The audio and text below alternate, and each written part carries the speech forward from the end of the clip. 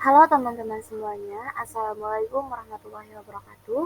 Perkenalkan, saya Nur Izzatul Hasanah dengan nomor induk mahasiswa 190104010205 Universitas Islam Negeri Antasari Banjarmasin, Fakultas Dakwah dan Ilmu Komunikasi, jurusan Komunikasi Penyiaran Islam. Pada kali ini saya ingin menjelaskan mengenai apa saja yang dibahas dalam psikologi komunikasi berdasarkan tugas middle test yang diberikan oleh Ibu Rizkyatul Hasanah, SOS FSI, sebagai dosen pengampu mata kuliah psikologi komunikasi. Seperti yang sudah terlihat di layar, saya sudah membuat mind mapping untuk memudahkan kita memahami materi dalam psikologi komunikasi. Di antaranya, pengertian psikologi komunikasi, peranan psikologi dalam proses komunikasi, karakteristik manusia komunikan, sistem komunikasi intrapersonal yaitu sensasi dan persepsi, lalu ada peranan motivasi dalam komunikasi, hingga konsep diri dan atraksi intrapersonal. Kita masuk pada materi pertama, yaitu pengertian psikologi yang terbagi menjadi dua, ada psikologi dan komunikasi. Apa sih yang disebut dengan psikologi komunikasi itu? Psikologi sendiri berasal dari bahasa Latin, yaitu psi dan logos. Psi berarti jiwa, sedangkan logos berarti ilmu pengetahuan atau pengetahuan. Lalu komunikasi itu sendiri berasal dari bahasa Inggris, yaitu communication, dan kata communication ini juga berasal dari bahasa Latin, yaitu communi. Dan jika kita merujuk pada KBBI atau Kamus Besar Bahasa Indonesia, komunikasi disebut juga dengan hubungan. Nah, menurut George Miller, beliau menyebutkan bahwa psikologi komunikasi adalah ilmu yang berusaha menguraikan, meramalkan, dan mengendalikan peristiwa mental maupun perilaku behavior dalam komunikasi. Kita lanjut pada materi kedua, yaitu peranan psikologi dalam proses komunikasi.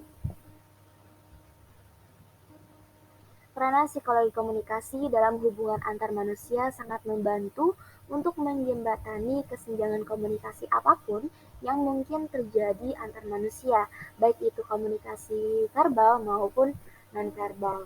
Dengan kemampuan untuk memahami psikologi komunikasi, maka akan menghindari pihak-pihak yang terlibat dari kesalahpahaman yang merugikan akibat ketidakmampuan dalam memahami psikologi komunikasi. Nah, salah satu peranan psikologi komunikasi yaitu menumbuhkan saling pengertian antara komunikan dan komunikator. Kita lanjut pada materi yang ketiga, yaitu karakteristik manusia. Karakteristik manusia komunikan. Nah, karakteristik manusia komunikan ini terbagi menjadi dua, yaitu manusia pada hakikatnya memiliki tiga dasar subsistem, yaitu ID, ego, superego. Apa sih yang dimaksud dengan ide, ego, dan superego? Ide adalah bagian dari kepribadian yang menyimpan dorongan-dorongan biologis manusia atau yang disebut dengan pusatnya hawa nafsu. Sedangkan ego adalah dapat memunculkan dorongan-dorongan tersebut untuk melakukan tindakan yang baik, mematuhi aturan, dan mempertimbangkan keburukan yang akan terjadi.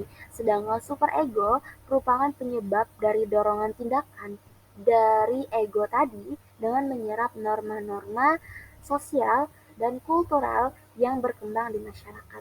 Jadi, ketika manusia sebagai komunikan, ia akan melalui tiga tahap subsistem tersebut. Yang kedua adalah manusia komunikan dilengkapi dengan cipta, karsa, rasa, norma, cita-cita, maupun nurani. Kita lanjut pada materi yang ketiga, yaitu sistem komunikasi intrapersonal, yaitu yang terbagi menjadi dua, sensasi dan persepsi. Nah, sebelum kita membahas tentang sistem komunikasi intrapersonal, kita terlebih dahulu nih harus memahami apa itu komunikasi intrapersonal. Jadi, komunikasi intrapersonal adalah komunikasi yang terjadi dengan diri sendiri. Ini merupakan dialog internal dan bahkan dapat terjadi saat bersamaan dengan orang lain sekalipun. Uniknya lagi, komunikasi intrapersonal ini mencakup di mana kita bisa membayangkan, melamun, mempersepsikan, dan memecahkan masalah dalam pikiran kita sendiri. Nah, menurut Jalaluddin Rahmat, beliau mengatakan bahwa komunikasi interpersonal adalah proses pengolahan informasi. Proses pengolahan informasi ini tentu melewati 4 tahap, yaitu sensasi, persepsi, memori, dan berpikir. Kali ini kita akan bersama-sama membahas mengenai sensasi dan persepsi. Sensasi berasal dari kata sense, berarti kemampuan yang dimiliki manusia untuk menyerap segala hal yang diinformasikan oleh panca indera. Melalui panca indera, manusia dapat memahami kualitas fisik lingkungannya. Selain itu, melalui panca indera juga manusia dapat memperoleh pengetahuan dan semua kemampuan untuk berinteraksi dengan dunianya. Sensasi merupakan tahap paling awal dalam penerimaan informasi. Nah, kita lanjut yang kedua, persepsi. Persepsi adalah pengalaman tentang objek, peristiwa, atau hubungan-hubungan yang diperoleh dengan menyimpulkan informasi yang didapat melalui proses sensasi dan penafsiran pesan. Menurut Bimo Wagito, persepsi merupakan proses yang terjadi di dalam diri individu yang dimulai dengan diterimanya rangsangan atau sensasi tadi, sampai sensasi atau rangsangan itu disadari dan dimengerti oleh individu sehingga individu dapat mengenali dirinya sendiri dan keadaan sekitarnya. Nah, persepsi ini apa sih persepsi dalam perspektif ilmu komunikasi?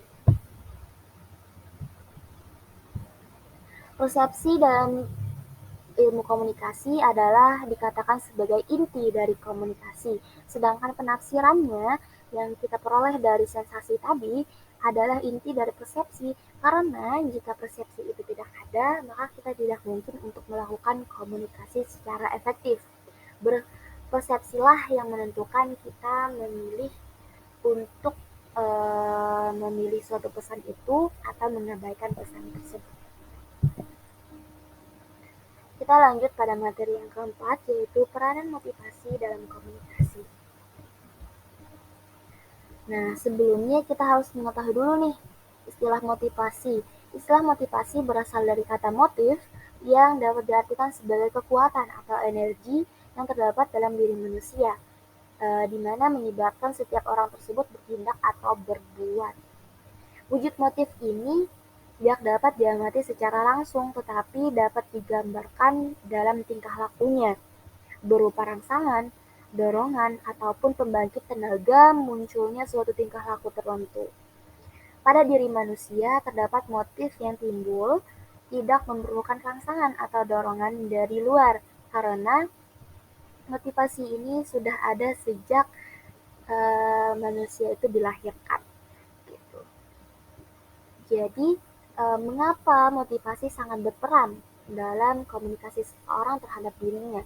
Karena dari motivasi ini bertindak sebagai pendorong dalam diri seseorang untuk berusaha mengadakan perubahan tingkah laku yang lebih baik dalam memenuhi kebutuhannya. Nah, dalam motivasi tercakup konsep-konsep seperti kebutuhan untuk berprestasi, kebutuhan berfasilitas, kebutuhan akan keingintahuan seseorang terhadap sesuatu, maupun kebiasaannya. Nah, adanya kebutuhan-kebutuhan tersebut menjadi tujuan yang ingin dicapainya, sehingga menyebabkan seseorang berusaha untuk memenuhinya. Kita lanjut pada materi yang keenam, yaitu konsep diri atau interaksi intrapersonal. Nah, untuk membahas pengertian konsep diri secara lebih jelas, kita terlebih dahulu akan membahas tentang pengertian diri. Apa sih yang disebut dengan diri? Diri dapat didefinisikan sebagai suatu susunan konsep, hipotesis, yang merujuk pada perangkat kompleks dari karakteristik, proses fisik, perilaku, dan kejiwaan dari seseorang.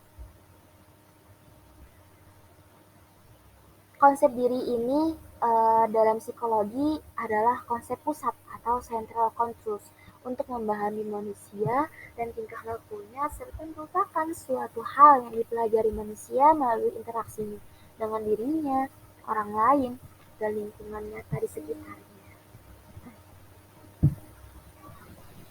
Paul Fitts Beliau mengatakan bahwa konsep diri merupakan aspek penting dalam diri seseorang, karena dengan konsep diri seseorang merupakan kerangka acuan. Jadi konsep diri ini bersifat sebagai kerangka acuan atau frame of reference dalam ia berinteraksi dengan lingkungannya. Beliau juga menyebutkan bahwa konsep diri ini mempunyai pengaruh yang amat kuat dan amat besar terhadap tingkah laku seseorang.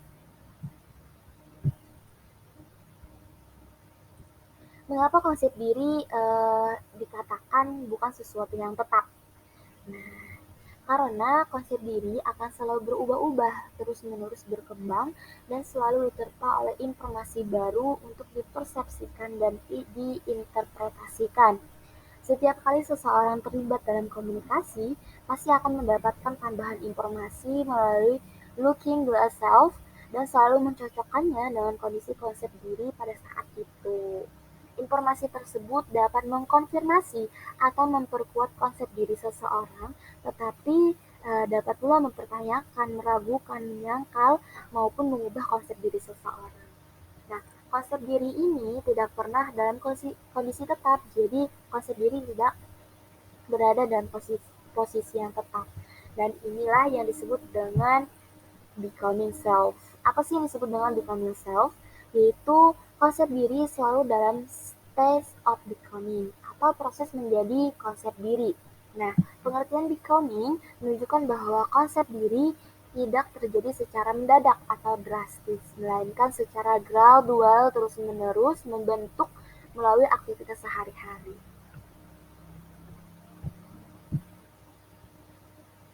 Setelah kita mengetahui konsep diri dan kembali tanyakan nih, apakah konsep diri kita sudah mengarah ke arah yang positif maupun ke arah yang negatif. Jangan sampai ke arah yang negatif ya teman-teman. Nah, dari keberhasilan konsep diri tersebut, maka akan menyebabkan munculnya atraksi intrapersonal.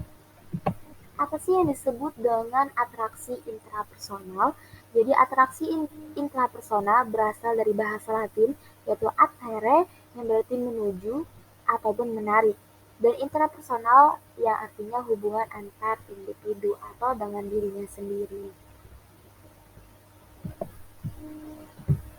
Ada faktor-faktor yang mempengaruhi atraksi intrapersonal, yaitu terbagi menjadi 3, di mana tekanan emosi atau stres. Orang yang berada di bawah tekanan emosi, stres, bingung, cemas, dan lain-lain akan menginginkan kehadiran orang lain untuk membantunya, sehingga kecenderungan untuk menyukai orang lain lebih besar. Kemudian yang kedua, adanya kesamaan karakteristik personal, baik itu kesamaan nilai-nilai, sikap, keyakinan, tingkah, tingkat tingkah, tingkat status sosial ekonomi, agama, ideologi, dan lain-lain. Kemudian faktor yang ketiga yang mempengaruhi atraksi intrapersonal atau tindakan yang dilakukan oleh seorang individu yaitu adanya daya tarik fisik. Demikian penjelasan dari saya mengenai jawaban dari tugas middle test yang diberikan oleh Ibu Rizkiatul, MSI. Semoga bermanfaat dan mohon maaf jika ada kesalahan. Semoga kita dalam selalu dan lindungan Allah Subhanahu wa taala. Wabillahi taufiq wal hidayah. Wassalamualaikum warahmatullahi wabarakatuh.